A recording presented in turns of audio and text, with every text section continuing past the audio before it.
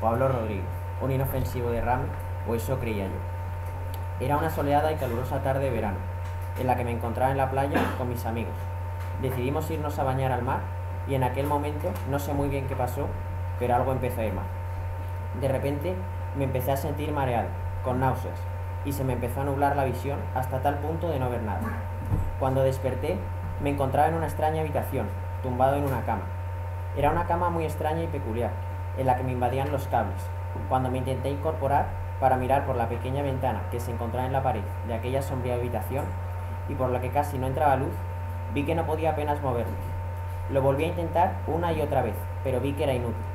Desesperado lo intentaba de todas las formas posibles, pero ninguna daba resultado. En uno de aquellos intentos por intentar vislumbrar un pequeño rayo de sol por aquella ventana, entró el médico acompañado de mamá. Mamá, nada más verme, se abalanzó sobre mí y me dio un caluroso y fuerte abrazo, con lágrimas en los ojos.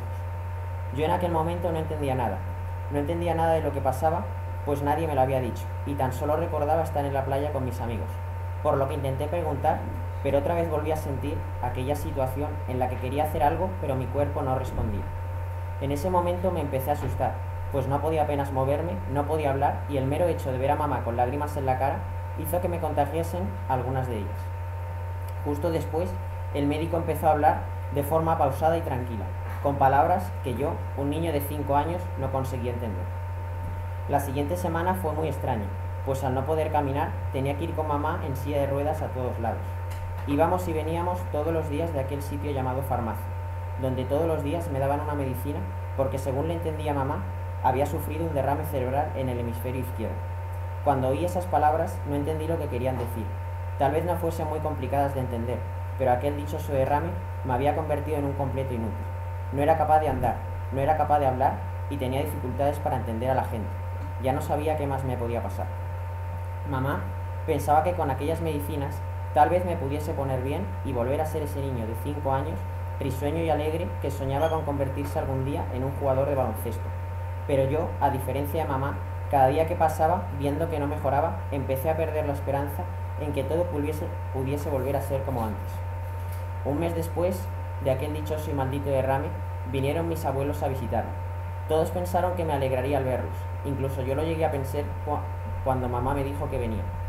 Cuando esa misma tarde llegaron, me hubiera encantado verlos, pero yo ya sabía que no iba a ser así, pues una semana atrás había empezado a tener problemas con la vista y no era capaz de enfocar y en ocasiones veía borroso.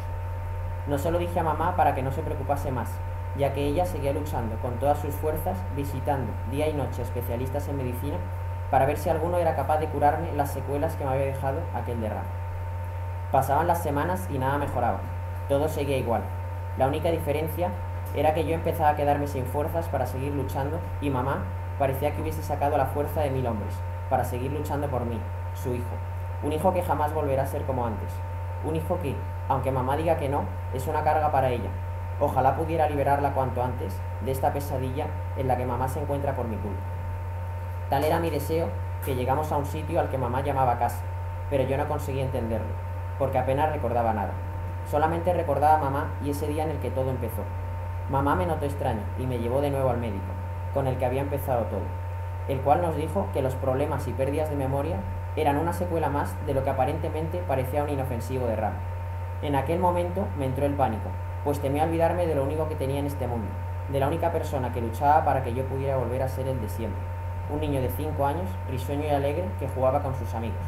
Gracias a esto, cada vez me sentía un lastre más y más pesado para ella. Los segundos cada vez transcurrían más despacio, el tiempo casi no avanzaba. Yo no me curaba y a mamá cada vez se le veía más agobiada, y a la vez más fuerte que nunca. Pensé en intentar contagiarme de esa actitud, pero era como querer multiplicar sin saber sumar. Por más que lo intentaba, algo hacía que no lo consiguiese, y tal vez ese algo fuese lo que hacía que no me curase, pues al fin y al cabo todo estaba dentro de mi cabeza. Las semanas comenzaron a pasar más rápido, o por lo menos eso me pareció a mí, desde que intentaba descubrir qué era ese algo que no tenía, pues apenas me acordaba de la enfermedad. El tiempo volaba, jugaba con mamá, me reía, dábamos paseos, visitábamos a los abuelos. A pesar de todo lo que tenía encima, fueron las mejores semanas de mi vida, y por fin había descubierto ese algo que me faltaba para conseguir la fuerza de mamá. Poco después llegó el momento de volver a ir al hospital, pero a diferencia de otras veces, Esta vez iba como un enamorado el día de San Valentín. Iba contento, risueño y alegre, porque había sido capaz de empezar a luchar contra aquellas dichosas secuelas y en aquel tiempo no solo no había empeorado nada, sino que notaba que había empezado a mejorar. Pero lo mejor fue que el médico confirmó que había mejorado. Pasaron los días, las semanas, los meses y cada vez me sentía más fuerte. Desde que me había contagiado de esa extraña fuerza de mamá que hacía que no me rindiese nunca, las secuelas parecían haberse ido de mi cuerpo. El 4 de diciembre me levanté más emocionado que nunca. Había que ir al médico y quería demostrarle todo lo fuerte y bien que estaba. Cuando llegamos nos saludó y nos dijo entusiasmado que gracias a mi perseverancia, a mi actitud y a mi esfuerzo de no rendirme nunca, había conseguido superar aquella terrible pesadilla.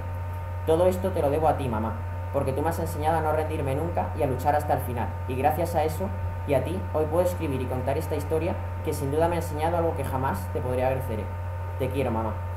Firmado, tu hijo.